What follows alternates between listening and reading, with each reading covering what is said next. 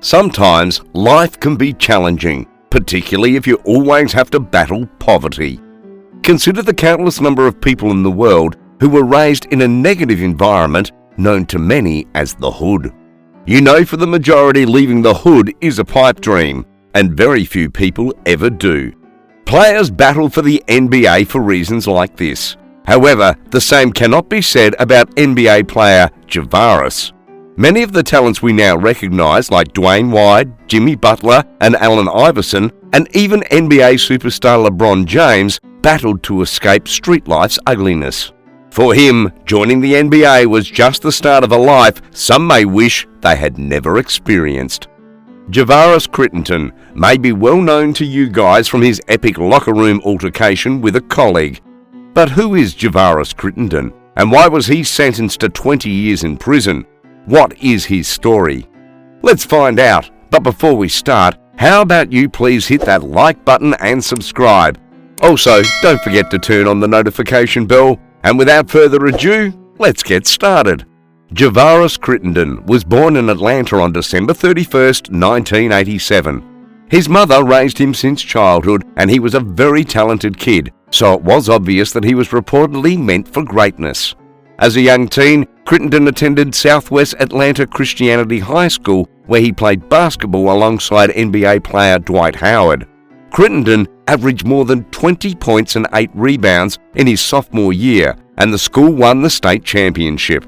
In his junior year, Crittenton lost in the finals to Randolph Clay High School, but in his senior year, Crittenton got his revenge by averaging 29 points, 9 assists and 7 rebounds, and eventually defeated Randolph Clay in the finals.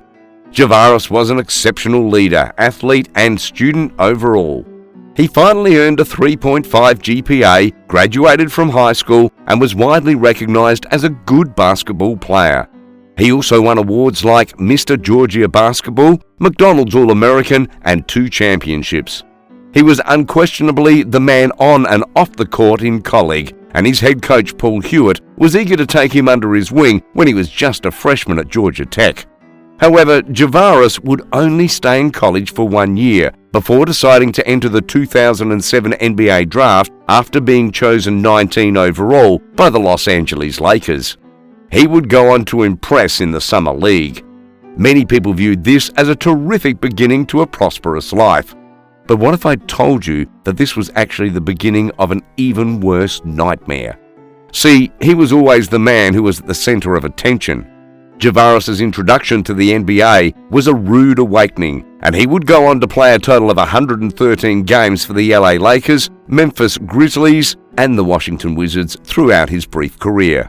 On top of that, he had never started for any of the 3 clubs, and in 2008, he had never averaged more than 7.4 points per game.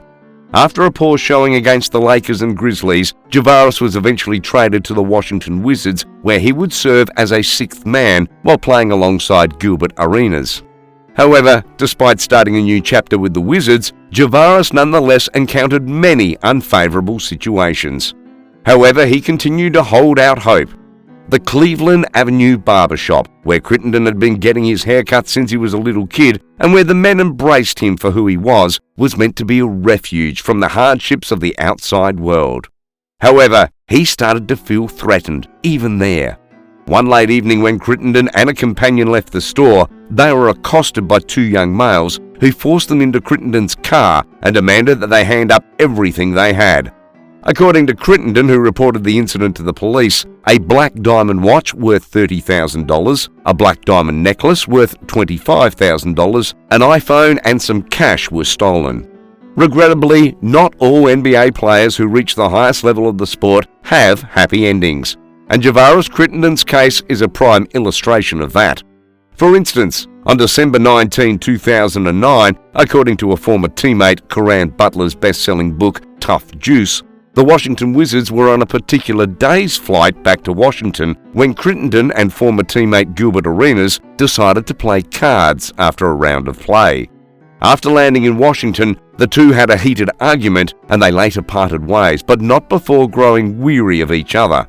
The aircraft card game that sparked the first argument cost over $1,100. At the time, everyone believed that this was merely an emotional performance and that neither of the parties actually meant any harm. Only a select few individuals realized how profound and lethal this argument would later turn. 2 days later, there was an altercation in the locker room. It was one of the 21st century's most astoundingly bizarre sports tales. The players entered the locker room after completing the remaining time of the practice and observed Gilbert Arenas standing in front of what seemed to be 4 firearms on display. Next to Gilbert, Javaris was standing in front of his own locker, facing the other way. Gilbert Arenas said, "Come, select one," waving a gun at his firearms. Gilbert Arenas told Javaris that he would use one of them to shoot his head off. Javaris expertly drew out his own loaded rifle and aimed it at Gilbert. The other players who had been casually coming and chatting jokingly abruptly stopped in the face of horror. It did not take long to realize that this could actually turn into a deadly shootout. They panicked before leaving together, closing the door behind them as they ran for their lives. Someone outside the locker room quickly dialed 911. Even the coach Flip Saunders was too afraid to enter the locker room. However, after receiving career-saving counsel from an older and wiser player, both men finally cooled off, lowering the guns. Arenas was accused of possessing a firearm and detained for 30 days. The former Georgia Tech star, who was 21 at the time of the incident, never played again in the NBA. Even worse, Javaris' life and career formally came to a terrible end when he was jailed on August 2011, ending his brief playing career in the D-League in China. On this crucial day, Javaris was a member of a notorious gang known as the Mansfield Criminal Crips, which many people were unaware of. Javaris was trying to get revenge on Transavier Stevens, a member of a different local group known as the ROC Crew and a rival blood gang. He had allegedly stated that Stevens had robbed him at some point in the weeks before this event, which was supposed to be payback and to teach him a lesson. It is believed that Javaris arranged a drive-by for Stevens after spending some time on reconnaissance and preparation. It became even worse because Javaris is also to have targeted Clymer Stevens, Transavier Stevens' brother, previously in that year, making it obvious that Javaris intended to capture Transavier in the end. The strategy, however, would go awry when he was out with his brother instead of shooting his targeted target.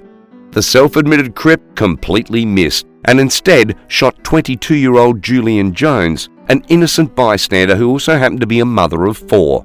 Although Jones was only shot in the leg, she still sadly passed away while undergoing surgery at the hospital after Javaris failed in his attempt to wipe out his enemies and unknowingly took an innocent life. Javaris ultimately fled the scene and went into hiding. However, authorities captured him and detained him on August 26, 2011 for the murder. Javaris was sent away on 12 counts, including murder, felony, aggravated assault with a deadly weapon, attempted murder, and involvement in a criminal street gang. Javaris ultimately pleaded guilty to the allegations and was given a startling 23 years in prison on April 29, 2015, years after the occurrence. This meant that he wouldn't be able to walk freely again until 2038. This was made much more depressing by the fact that, when asked why he joined the gang, he told prosecutors that he did it for safety. Javaris subsequently admitted that he had joined the gang soon after signing with the Lakers in his rookie season. While this may not seem very convincing, it is a typical occurrence and the same explanation given by the majority of elite sportsmen who are associated with gangs, which is something the police are well aware of. While this was going on, individuals in the community who knew Crittenton had to reconcile the accusations against him with their memories of the reticent young man who was a team captain at Southwest Atlanta Christian Academy, a 3.5 student, and an aspirational at Georgia Tech.